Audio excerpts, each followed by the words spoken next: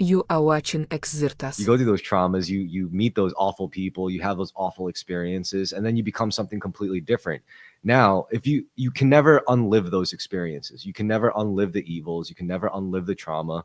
But if you somehow manage to reach the emotional lightness of a child while still retaining the experience of what you've been through, that's, I guess, a higher phase than just staying at like, yeah, I thought life was all butterflies and then it sucks. And turns out that's just reality. Life just sucks. It's like, no, you could go further. You could say life does suck, but there's still ways to find love. You know, there's still ways to find love within yourself in life and within your environment, you know, love for other things. Like, you know, that's something that has to come with experience. You can't just start out as that third phase. Like, you have to go through the first phase of the illusion. You have to have your illusion shattered. Then you have to somehow like build yourself back up after you've been broken.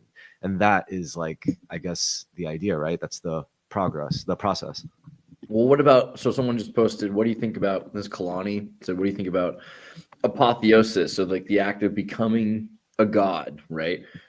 What do you think about that idea that we are, moving towards that goal, apotheosis? Do you believe that that's something that we should be working towards? Do you think we are working towards that?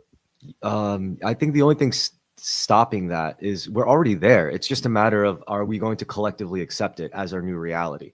Are we going to collectively, I don't think all of us have to accept that either. Only like what, something like 1% has to like realize like, hey, you know, we're not just these like walking physical beings who only react to like material things. Like we could cultivate wisdom. We could consider a meta narrative. We could do these things with just our minds. So if we could decide collectively to do that, enough of us, then yeah, maybe apotheosis will become something, not really something that happened, just something we had to like wake up to, right? What about you, Kurt? What do you think about becoming a god? Is that a worthwhile goal? I mean, is that a silly way to are we trying to become more than we are? I mean, are we just trying to get back to who we should be? Which way are we going? Of course, your microphone would stop working right now. Fix that cable. I ask you something serious Hello. and you talk to me. Hello. It's genius. It's like a politician. I would tell you, but this thing doesn't work. My bad.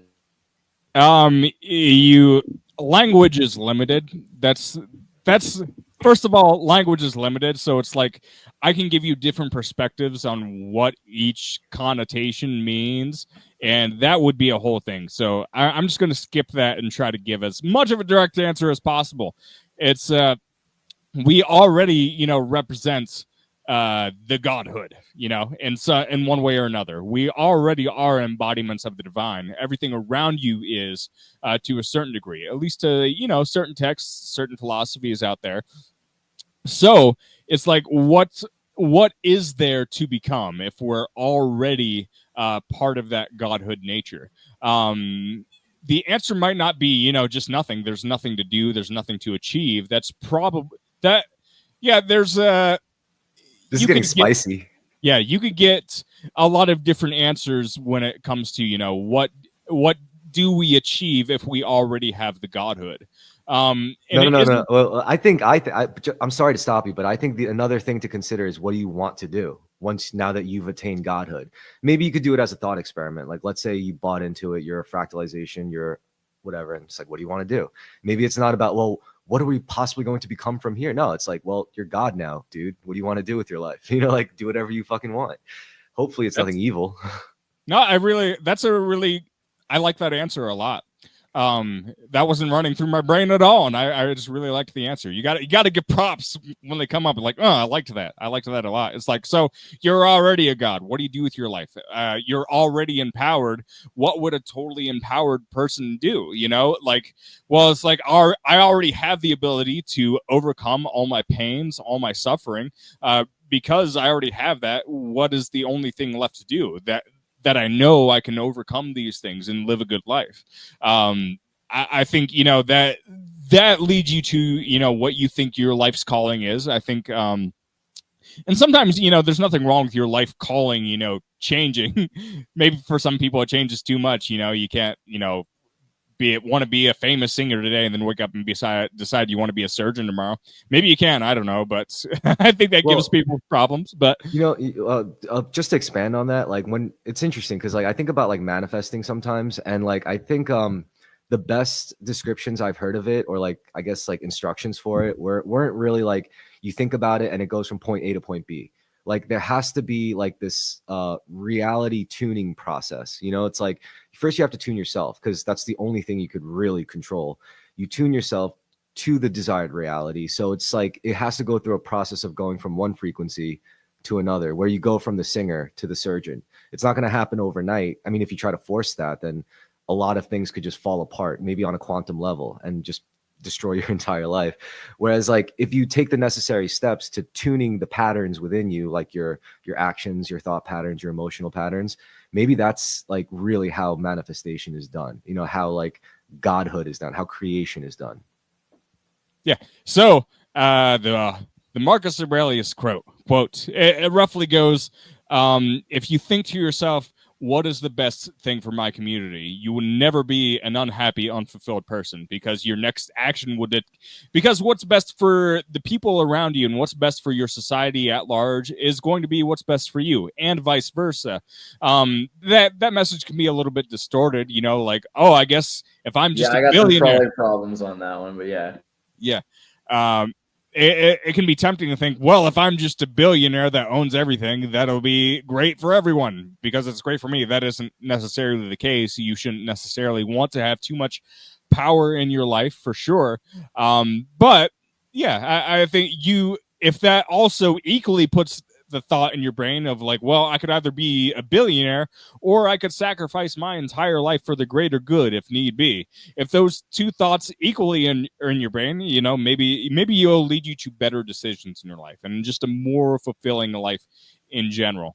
That all the coolest people in our brains, that aren't in recent memory, they were heroes. They did something awesome. Or at least, supposedly, we remember those doing something awesome. Jesus, he gave up his life. The Buddha, he gave up all his riches from his family to become the Buddha and realize, there's more to this, than just the material things and the power that I have around me. There's so much more to life than just that. There's, the great awakening from your own suffering.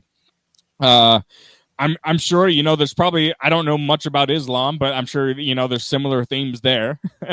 What other, Taoism. There's definitely elements of that in there.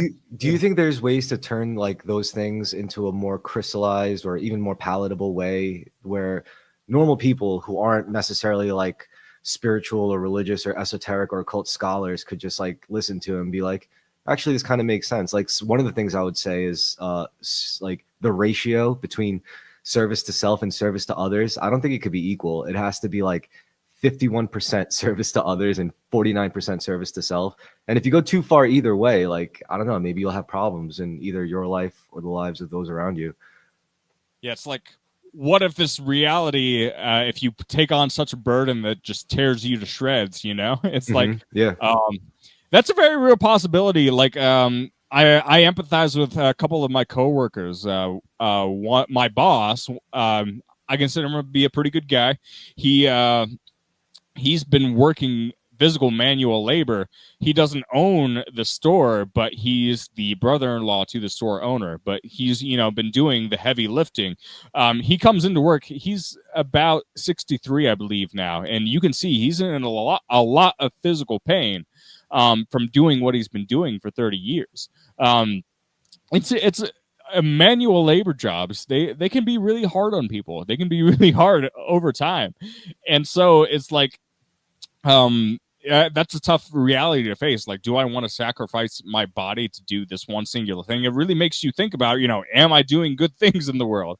I think he is. I think, there are always trade-offs. But that's the tough thing. It's going to be, if you have a family and your family depends on you, it's like the degree to which they depend on you, you want to be around long enough to make sure they survive once you pass on. So it's like you want to at least make sure you accomplished a great mission of allowing people to pass on the torch before you yourself keel over.